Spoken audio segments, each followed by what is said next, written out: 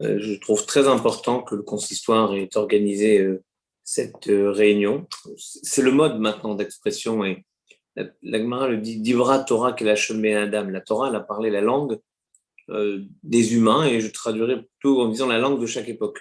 La Torah, c'est extraordinaire qu'elle est toujours contemporaine. Et le mode d'expression, le mode aujourd'hui, dans la capacité que nous avons de nous réunir sur des grands nombres, c'est ce Zoom et on le fait très volontiers. Et c'est une façon aussi de nous retrouver, de nous serrer les uns contre les autres sans prendre aucun risque sanitaire. Je dois vous dire l'importance de ce moment, de ce rappel, de ce Yahrzeit, parce qu'il y a il y a deux choses qui m'ont toujours vraiment choqué dans cette séquence assez incroyable. La première, c'est Samuel Sandler qui me l'a appris, et finalement j'ai retenu cet enseignement fort de lui. On connaît plus le nom des assassins que les noms des victimes. Et une deuxième leçon, c'est que vous remarquez sur la longue litanie des attentats que nous avons connus en France, j'ai le sentiment qu'on connaît les lieux. On parle de l'attentat du drugstore Publicis, l'attentat de la rue Marbeuf, l'attentat de Charlie, l'attentat des Terrasses, l'attentat du Stade de France, l'attentat du Bataclan. Mais les victimes, on n'en parle pas. En tout cas, on ne donne pas les noms. Alors, je comprends, peut-être pour le Bataclan, les Terrasses, il y avait beaucoup de monde, Nice. Mais ce sont des hommes et des femmes. Et moi, je trouve important de dire que ce sont des personnes qu'on a assassinées. En mars 2012, à Toulouse, ce sont des personnes. C'est Myriam Monsonego, une petite fille, Jonathan Sandler, un enseignant, Gabriel Sandler, Harry Sandler, des petits garçons qui venaient à l'école, des personnes. Et c'était aussi une façon d'assassiner ces personnes, de tuer la vie, tuer l'espérance de la vie. C'était contre la vie, contre nous en tant qu'humains, humains qui espérons, contre nous en tant que Français qui construisons, contre nous en tant que Juifs qui croyons. Et pourtant, nous sommes restés debout collectivement et je crois que nous avons pu le faire parce que nous étions portés littéralement par la dignité incroyable de toute la famille Sandler. La maman, évidemment, et puis les grands-parents, nous connaissons Samuel et son épouse, dont on peut dire qu'ils ont incarné ce que dit la Bible à propos d'Aaron lorsqu'il a perdu ses deux enfants, Vaïdom à Aaron. Aaron s'est tu, c'est-à-dire qu'il a eu cette dignité incroyable de ne pas transférer sur les autres sa souffrance, de ne pas transférer sur les autres la violence qu'il subissait, et que la force qu'il avait en lui, il a pu la transmettre à l'ensemble du peuple d'Israël, et la force dont on a pu être témoin dans toute la famille Sandler, cette force, elle nous a permis de nous obliger à construire, de nous obliger à réfléchir à l'engagement qui est le nôtre, nous obliger à penser, par exemple, à des choses auxquelles on n'avait pas forcément pensé, la protection de nos écoles. Et récemment encore, il y a quelques jours, à Marseille, on a vu à quel point les mesures de protection que nous avons mises en place ont pu empêcher quelque chose de grave. Et peut-être que c'est une forme de reconnaissance qu'on doit avoir pour toute cette famille Sandler, pour la famille Monsonego, qui ont ces deux familles qui ont en fait construit un lien avec nous dans la souffrance. Et je voudrais dire, puisqu'on l'a lu il y a quelques jours dans la Megillah, que l'Éternel a cette force de changer les jours de deuil, les jours de tristesse, les jours d'effroi, en jours de rassemblement, et ça viendra en jours de joie. Via forhu, et il transformera miyagon et simra, de la détresse, la douleur, la peine, en joie. En tout cas, nous, ce qu'on construit, ce qu'on essaie au niveau de la communauté juive en France, et bien plus largement, je le sais, c'est de construire et de croire dans cette espérance et dans le fait que nous nous retrouvons ensemble. Lorsque nous sommes ensemble, eh bien, nous pouvons affronter des choses incroyables. Et ce que nous affronterons ensemble, ce seront les temps de rédemption, les temps d'espérance et les temps de délivrance. C'est le temps qui s'approche, celui de Pessah. Et je voudrais souhaiter ce temps de l'apaisement à l'ensemble des familles qui sont frappées dans ces assassinats. Et que, comme on le dit simplement, on le dit Tiye nafsham tsorot b'yisran hachaim, que leur âme soit inclue dans le faisceau des vivants. C'est nous sommes les vivants, et nous gardons leur nom, nous gardons leur présence, nous gardons leur espérance au cœur de notre communauté. Bien, alors je recommence pour dire que nous sommes pleinement ce soir en compassion avec la famille Sandler, avec la famille Monsonego pour ce qui a eu lieu, ce drame qui a eu lieu le 19 mars 2012. Et c'est justement aujourd'hui le Yahrzeit selon la date hébraïque. Je venais de citer, je recite cette phrase du Talmud, Shabbat 108b, disant « Kol hamorit de maot al adam kasher, akadosh baruch hu sofran » ou celui qui verse des larmes pour des êtres cachers, et ceux que nous déplorons ce soir sont évidemment dans cette liste, eh bien Dieu ramasse leurs larmes et les gardera en se fondant aussi sur un verset du livre des Psaumes, chapitre 56, disant « Veuille compter, toi, mes courses vagabondes, recueillir mes larmes dans une urne, oui, les consigner dans ton livre. Nodi safarta ata, sima dimati benodecha, alob sifratecha. » Je voudrais surtout dire combien nous remarquons la dignité avec laquelle Sami Sandler et son épouse Myriam, aussi bien qu'Eva, la femme, l'épouse de Jonathan, et toute la famille se comporte. Vous avez eu le courage de continuer ce qu'aurait voulu Jonathan, c'est-à-dire favoriser l'étude, et vous avez créé le Fonds Sandler, qui marche très bien, je crois, qui malheureusement cette année n'a pas pu organiser son gala, pour payer des études à des kolélim en Israël et aider aussi des familles défavorisées. C'est tout à fait remarquable que malgré votre tristesse, votre deuil, vous pensez aux autres. C'est ce qu'aurait voulu Jonathan très certainement, car il était plein d'enthousiasme, il souriait à la vie, il avait choisi son itinéraire après avoir été élève à l'école Otsara Torah à Toulouse. Il a voulu rendre, car le peuple juif se caractérise par cette notion de Hakarat Tov, il a voulu rendre à Toulouse l'enseignement qu'il avait reçu. Il était tout à fait en phase avec les orientations de cette école et il se destinait, et il voulait surtout transmettre. Son grand travail, c'était transmettre aux générations plus jeunes. Il a voulu le faire aussi avec ses propres enfants. Alors aujourd'hui, nous déplorons cette perte si lourde et si tragique de tous. Et tout à l'heure, nous réciterons une ashkaba à leur mémoire, que Dieu les soutienne. Comme nous le disons dans le Birkat Amazon, Azorim Bedima Berina Yitsoru. Ceux qui ont semé dans les larmes ramasseront dans la joie, c'est-à-dire la joie qui continuera avec les petits-enfants. N'oublions pas la petite Liora qui a échappé à ce massacre et par conséquent que Dieu vous aide et vous soutienne dans cette si difficile épreuve que nul n'aurait osé imaginer.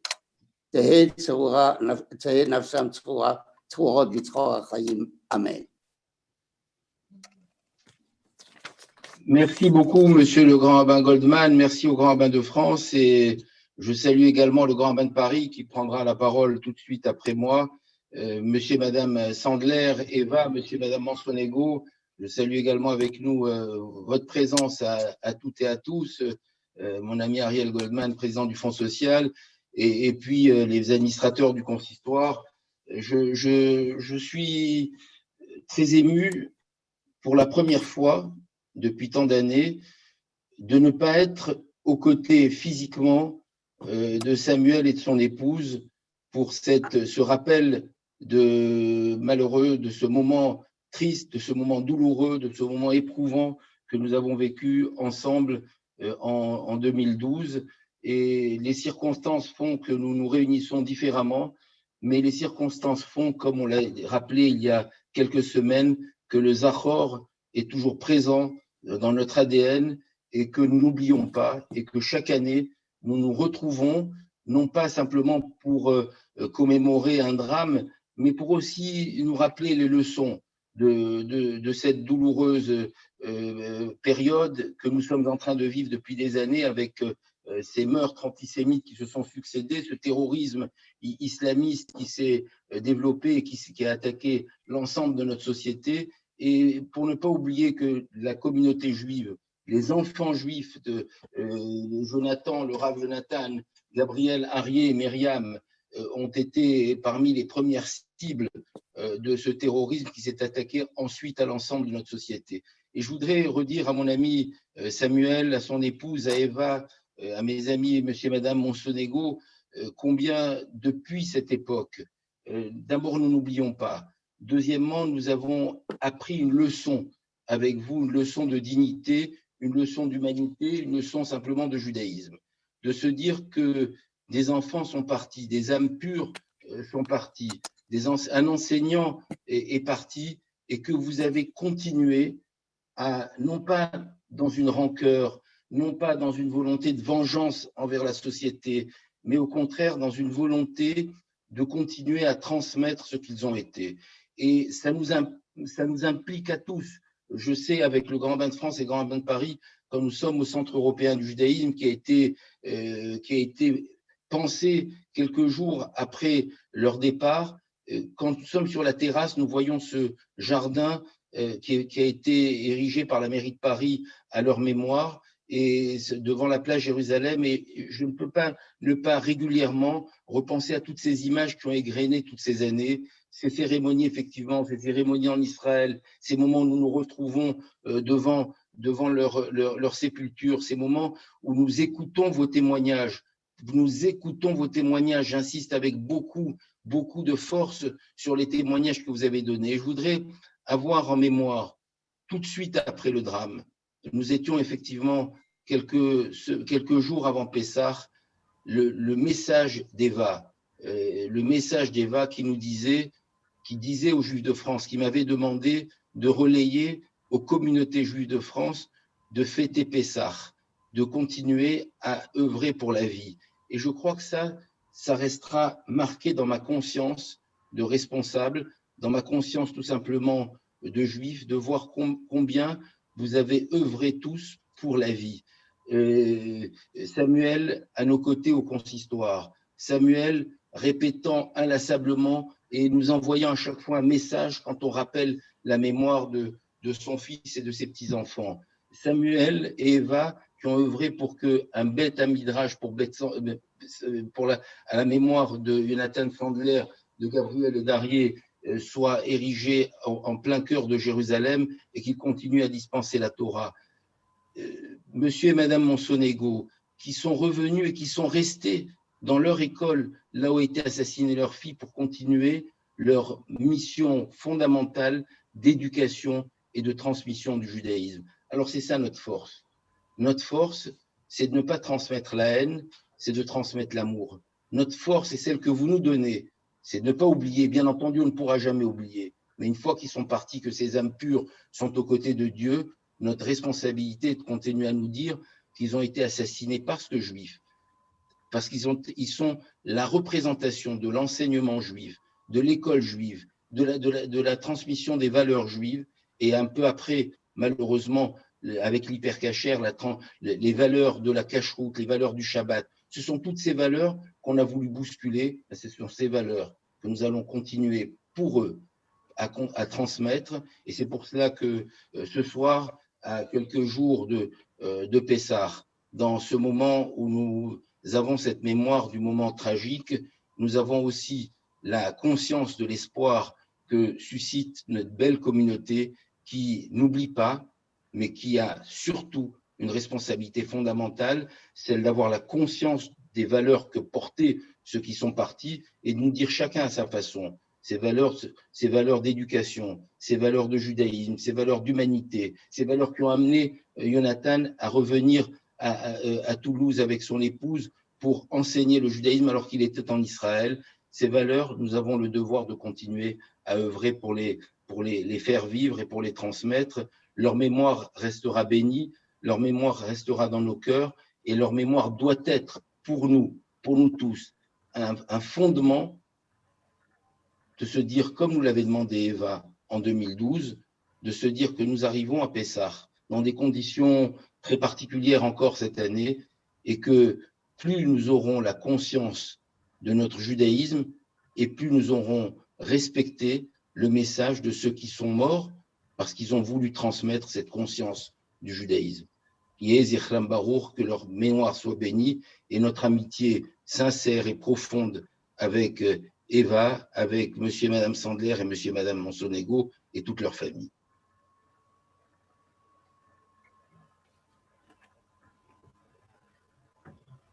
Monsieur le Grand Rabbin de France, Monsieur le Grand Rabbin Goldman, Monsieur le Président du Consistoire, chers Samy et Myriam, chère Eva, cher Monsieur et Madame Monsonego, et vous tous, chers amis qui vous êtes associés à nous en ce Yahrzeit, en ce jour de Yahrzeit, je voudrais remercier le Président du Consistoire d'avoir organisé cette réunion le jour même anniversaire en hébreu, le 25 Adar, où a eu lieu ce terrible événement. C'est une fierté d'appartenir à une institution qui est capable de mettre en place des réunions de ce type. Et je voudrais donc dire combien c'est la première fois, on a dit que c'était que par Zoom, mais c'est la première fois qu'il m'est donné de me retrouver à côté, en quelque sorte, de Samuel et de Myriam, le jour même du Yahrzeit de Jonathan. Et n'oublions pas que c'est le Yahrzeit aussi de Gabriel et de Arié et de Myriam Monsonego. Donc, mon rôle à moi aujourd'hui est de faire un limoud. Vous savez qu'on a l'habitude d'étudier, dans ce type de circonstances, une Mishnah. La Mishnah, c'est le même mot que le mot Neshama, c'est l'anagramme du mot Neshama.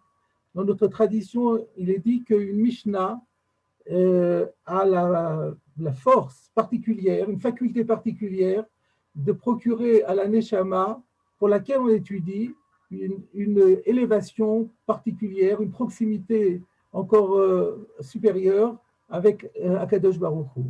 Donc c'est dans cet esprit-là que je vais étudier une Mishnah, une seule, le Ilou Nishmat de Jonathan, de Gabriel, de Arié et de Myriam, dont c'est aussi le jour de Yahrzeit. Et par conséquent, ce qu'il y avait à voir de particulier, c'est le choix de la Mishnah. C'est une Mishnah, je pense que très peu d'entre vous ont eu l'occasion d'entendre réciter dans ce type de circonstances. Elle a été choisie par Samuel Sandler lui-même, qui m'a demandé de prendre une Mishnah qui parle des animaux. Pourquoi? Parce que Jonathan aimait beaucoup les animaux. Et ça, c'était encore un signe de son raffinement, de sa neshama si raffinée, si délicate, à la fois empreinte de culture générale et de culture de Torah, et en faire un mélange particulièrement harmonieux pour plus de lumière. Donc la Mishnah que nous allons étudier ensemble, c'est la première Mishnah du 5e chapitre de Shabbat, qui commence par les mots « Bame be'ema yotza » ou « Bame be'eina yotza ». Avec quel type d'accessoire un animal peut-il sortir dans le domaine public le jour du Shabbat et avec quel accessoire il ne peut pas sortir.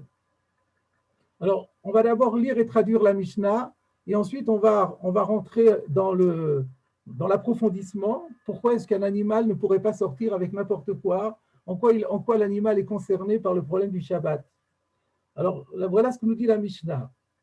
Yotse agamal be'afsar venaaka bechatam. Alors, le chameau peut sortir avec un licou. Et le dromadaire, lui, avec un anneau que l'on lui enfonce dans les naseaux. Khatam, c'est comme chotem, le nez. Et donc, il ressort de ce texte que le dromadaire a l'air plus vif que le chameau. Je vais quand même, pour qu'on comprenne la Mishnah, vous donner le principe. Le principe, c'est que un animal n'a pas le droit de sortir avec quelque chose qui est considéré comme une charge, comme un fardeau. Par contre, si c'est quelque chose qui lui est utile pour sa sécurité, pour le sauver, pour le préserver, pour l'empêcher de s'enfuir, alors là, on considère que c'est quelque chose dont il a besoin, c'est comme un vêtement pour lui, et donc cela n'est pas un fardeau. Alors donc, il faut trouver chaque fois l'accessoire qui est utile en fonction de tel animal. Alors, si le chameau, un licou, lui convient, il semblerait que le dromadaire, un licou ne servirait à rien parce qu'il est plus vif. La Gemara dit qu'il ne s'agit pas de n'importe quel dromadaire, elle dira qu'il s'agit d'une espèce particulière qui est le dromadaire blanc. Donc, le chameau peut sortir avec son licou, mais le dromadaire blanc ne peut pas sortir avec un licou parce que ça serait considéré comme une charge, parce que c'est complètement inutile pour lui. Par contre, si on lui fixe un anneau dans les naseaux et qu'on le tient par cet anneau, là, il n'y a pas de problème parce que c'est utile pour sa garde. De la même façon, la Mishnah nous dit après, de l'ouf de Kim, de Proumbia. La Gemara explique que l'ouf de Kim, dans l'ouf de Kim, on trouve l'ouf. L'ouf, c'est la Libye. Il s'agit d'ânes qui proviennent de Libye. Les ânes libyens, semble-t-il, étaient aussi d'une vivacité exceptionnelle. Et eux, l'accessoire qui permettait de les contrôler, de les surveiller, de les empêcher de fuir, c'était le mors. Le mors qu'on en fixe dans la gueule de l'animal, et de telle manière que ça le freine et que s'il veut avancer, on tire dessus et ça lui rentre dans les commissures des lèvres et donc ça le fait arrêter. Voilà pour ces animaux-là. Donc on a déjà vu le chameau, le dromadaire, vous savez, c'est un peu une ménagerie là dans cette Mishnah. Le chameau, le dromadaire, l'âne libyen, ensuite le cheval, de sous bacher. Alors cher, c'est un collier que l'on fixait au cou du cheval. À ce collier, on mettait un anneau et à cet anneau, on accrochait une corde. B'chol ba'alei asher yotzim bacher venim shachim bacher. Tous les animaux qui sont dotés de colliers, Rachid dira que, par exemple, c'est les chiens de chasse, ou bien des petits animaux, comme les chats ou ce genre de choses. Ceux-là aussi, on peut leur mettre un collier, et ils peuvent sortir avec le collier et être tirés par le collier. Alors, je vais tout de suite commenter cette partie-là. Pourquoi est-ce que la Mishnah sépare le cheval des autres animaux? Alors, Rashi, on comprend de Rashi, c'est pas clair, mais quand on a l'habitude de la pratique de Rashi, on comprend que Rashi a répondu à cette question. Chez le cheval, ce collier, c'est vraiment pour le contrôler. Il sert vraiment à le contrôler. Mais dans les autres animaux, c'est pas fait pour le contrôler, c'est plutôt fait comme une parure, comme on met un collier à un petit chien. Et donc, on apprend d'ici que, bien qu'en général, la notion de parure n'existe pas pour les animaux, mais si c'est une parure qui est habituelle, alors ce n'est pas considéré comme un fardeau et cela est autorisé. Ensuite, pourquoi la Mishnah dit elles peuvent sortir avec ce collier et on peut les tirer avec le collier? La Gemara expliquera que la question est de savoir qu'est-ce qu'on fait de la corde? Qu'est-ce qu'on fait de la corde qui est accrochée à ce collier? Est-ce qu'il faut le tenir la corde, ou bien est-ce qu'on peut même enrouler la corde autour du cou sans que ça serve à rien, mais quand même ça sera considéré comme une parure et ça sera autorisé. Et c'est donc là la question, il y a deux interprétations dans la Gemara entre Rav et Shmuel pour savoir si cela est autorisé. Mais tirer l'animal par la corde qui est accrochée au collier, d'après tout le monde, cela est autorisé. Nous arrivons à la dernière partie de la Mishnah. Je ne vais pas prendre trop de temps. Umazin ale'en vetovlim bimkoman. Alors là, on quitte le domaine du Shabbat pour rentrer dans un domaine qui n'a rien à voir, qui est le domaine de l'impureté. De l'impureté, mais ce n'est pas par hasard, d'impureté contractée au contact d'un mort. Nous savons que dans la Torah, il y a la notion d'impureté, et il y a 13 degrés d'impureté, et la super catégorie d'impureté, c'est le mort. Et donc, si on a le collier, par exemple, a été déposé dans une maison dans laquelle quelqu'un est mort, le collier va devenir impur. Et pour le purifier, il faut passer par la procédure que nous avons lu Shabbat dernier, dans le deuxième Sefer Torah que nous avons sorti, avec la vache rousse. On prend de la cendre de vache rousse que l'on introduit dans de l'eau et on asperge de ce mélange qu'on appelle en français de l'eau lustrale pour le purifier, le 3e jour et le 7e jour. Alors, la Mishnah nous dit, on peut, quand ce collier qui était impur se retrouve sous le coude de l'animal, on n'est pas obligé de l'enlever. On peut faire l'aspersion sur le collier, même lorsque le collier est sur l'animal aussi. On peut se poser la question, mais pourquoi on ne pourrait pas? Tosfot explique qu'on craint qu'il vise mal et qu'au lieu d'asperger le collier, il aspergerait l'animal. Et s'il aspergeait l'animal, ça rendrait l'eau lustrale impropre. Et donc, il faudrait tout recommencer. C'est pour ça qu'on nous dit que malgré tout, on fait confiance à l'expertise de celui qui asperge et qui veillera à ce qu'il asperge directement le collier et non pas l'animal. Et enfin, Tovlin Bimkoman, si le collier, après que le collier a été purifié par la vache rousse, il fallait encore qu'il soit purifié par une immersion dans le mikvé, dans le bain rituel. Et toute autre impureté également était purifiée par l'immersion dans le mikvé. Ici, ce que nous dit la Mishnah, c'est que lorsqu'on a un collier d'animal qui se trouve au cou de l'animal et qu'on a besoin de le purifier par immersion dans le mikvé, là encore, on n'est pas obligé de le décrocher et on peut prendre l'animal et l'enfoncer dans l'eau. Et à partir du moment où il baigne dans l'eau, le collier va aussi être complètement immergé et il sera purifié. On aurait pu penser, explique la Gemara, que ça pose un problème de chatzitza, parce que comme je vous l'ai expliqué, à ce collier est accroché un petit anneau, et donc l'anneau est fixé solidement au collier, et on aurait pu penser que l'eau ne passe pas. Et la Mishnah parle d'un cas, en fait, où on a donné un petit coup de marteau sur l'anneau pour faire en sorte que ce soit suffisamment lâche pour que l'eau puisse passer.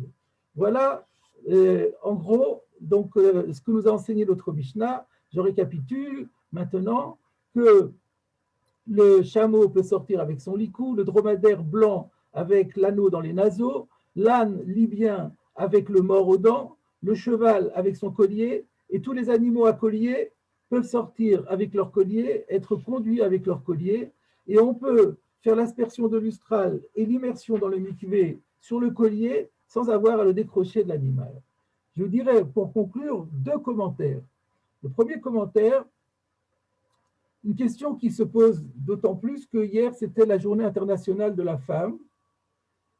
Comment ça se fait que le 5e chapitre de Shabbat traite de l'animal, avec quoi l'animal peut sortir dans la rue le jour du Shabbat? Et le 6e chapitre va être Bameh Isha Yotza, avec quoi une femme peut sortir. Donc, comment comprendre? Le Pnei Yoshua qui soulève la question est profondément choqué que l'auteur de la Mishnah, Rabbi Yehuda Hanassi, ait mis dans l'ordre d'abord les règles qui concernent l'animal et ensuite celles qui concernent la femme. La réponse du Pnei Yoshua, c'est que, en fait, c'est une question de chronologie. Le problème de l'animal, à quel moment faut-il veiller à ce que l'animal ne porte pas sur lui quelque chose qui serait assimilé à une charge? Il faut s'en occuper vendredi après-midi. Parce qu'on ne le sait jamais, si l'animal, à un moment donné, est laissé libre de ses mouvements, et dès la nuit tombée, il est capable de sortir tout seul, sans qu'on lui ait demandé. Donc la nécessité à la chik nous oblige à travailler sur ce problème et à veiller à ce qu'on ne risque rien dès le vendredi après-midi.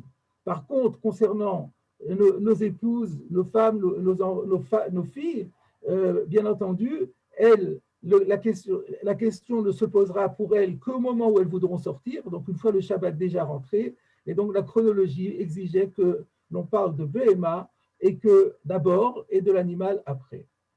Et la deuxième question, c'est peut-être la plus intéressante. Pourquoi voyons-nous, pourquoi la Mishnah nous enseigne-t-elle que l'animal ne peut pas sortir avec un fardeau le jour du Shabbat? Est-ce que l'animal est soumis au commandement de la Torah?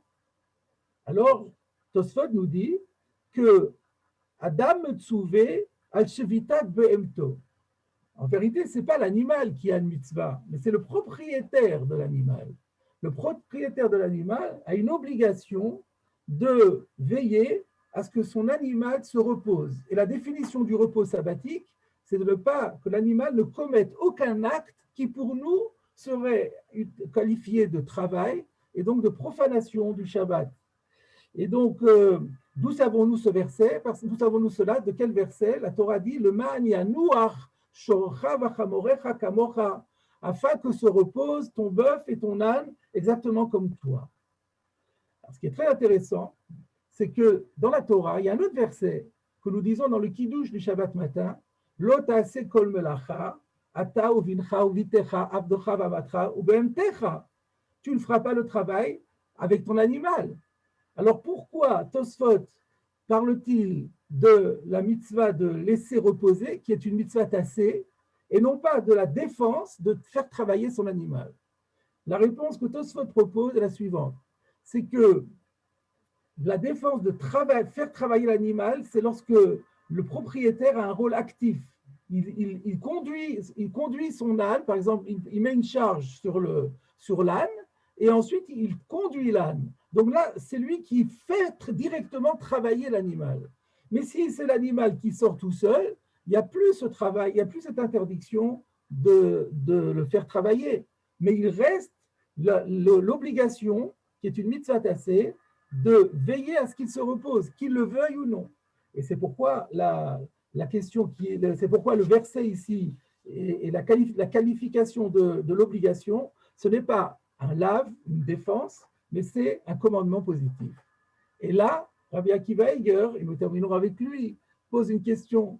Il dit, mais alors si c'est une mitzvah tassée, ce n'est pas un lave. Nous savons qu'il y a une grande différence entre les lavim et les mitzvahs tassés par rapport à un principe de mitzvah tassé chez Asman Grama. Les défenses qui sont liées au temps s'imposent aussi bien au sexe masculin qu'au sexe féminin. Mais les commandements positifs qui sont liés au temps, comme par exemple le loulav, le shofar, toutes les mitzvot qui sont liées au temps, eh bien, fondamentalement, et sauf exception, les femmes en sont dispensées. D'où la question, est-ce qu'une femme qui serait propriétaire d'un petit chien, par exemple, est-ce qu'elle aussi doit veiller à ce que le chien ne sorte pas avec quelque chose qui pourrait être un fardeau, ou bien elle est dégagée de cette obligation puisque c'est lié au temps. Alors on sait que pour le kiddush, par exemple, le kiddush, parce qu'il y a Zachor Veshamor, comme le Zachor Veshamor B'Dibur Echad Ne'emru, il y a ce qu'on appelle une juxtaposition entre la mitzvah de ne pas travailler et la mitzvah de faire kiddush, fait que là, les femmes sont soumises à l'obligation de par la Torah aussi. Mais qu'en est-il de la mitzvah de ce qu'on appelle Shevitat Behema, le repos de l'animal domestique? Le Rabbi Akiva Eiger dit que le Ran dit que les femmes sont, par rapport au Shabbat, en tout et pour tout, ont exactement les mêmes règles que les hommes. Et donc, d'après le Ran, dans Shabbat, elles seraient soumises à cette obligation. Mais par contre, d'autres auteurs sont restés dans le doute et finalement, si on regarde les décisionnaires contemporains, il s'avère que la plupart d'entre eux considèrent qu'effectivement, comme le Ran, les femmes également sont soumises à cette obligation. Voilà, mes chers amis, une Mishnah qui a été développée, qui parle des animaux et qui montre la profondeur de la Torah. C'est ce type d'enseignement auquel Jonathan Sandler, Zichrono Livracha, était tellement attaché, auquel il avait tellement pris goût dans les différentes yeshivot dans lesquelles ils avaient étudié, et que ce limoud, j'en suis sûr que là où il est, il en a profité à la fois sur le plan de la compréhension et sur le plan de l'élévation et de la proximité avec Akadosh Baruch Hu. Tiye nafsham tzerura b'tzror hachaim. Amen. Alors, pour conclure, après ces enseignements, il m'a été demandé de faire l'Ashkaba à la mémoire de nos chers disparus. Je vais donc la faire. Menucha nechona b'yeshiva elyona tachat kanfei hashchina. למעלת קדושים וטהורים כזוהר הרקיע מאירים ומזהירים בחילוץ עצמים וכפרת אשמים והרקת פשע והקרבת ישע וחמלה וחנינה לפני שוכן מעונה וחול כתבה לחיי העולם הבא. שם תהא מנת ומחיצת ישיבת נפש השם הטוב, הרב רפאל יונתן בן שלמה סנדלר, ובניו אריה אלכסנדר גבריאל יששכר, ואת הילדה מרים חנה בת יעקב מונסונגו, שנהרגו על קידוש השם בטולוז בכ"ה אדר תשע"ב. רוח אדוני תניחם בגן עדן, תתבטחו מן אלמהדן כרות אלה מרי שמיה ורע, מלך מלכי המלכים ברחמיו ירחם עליהם, ויחוס ויחמול עליהם, מלך מלכי המלכים ברחמיו יסתירם, בצל כנפיו ובסתר העולו, לחזות בנו אדוני לבקר ולכלו, בקץ הימין ימידם ונחל עליו ישכם, ויצחור בצחור החיים נשמתם, וישים כבוד מנוחתם אדוני הוא נחלתם, ילווה אליהם השלום, ועל משכבותם יהיה שלום כדכתיב, יבוא שלום ינוחו על משכבותם הולך נכוחו, הם וכל שוכבי עמו ישראל בכלל הרחמים והסליחות, וכן יהי רצון ונאמר אמן. תהא נפשותם צרורה בצחור החיים, amen.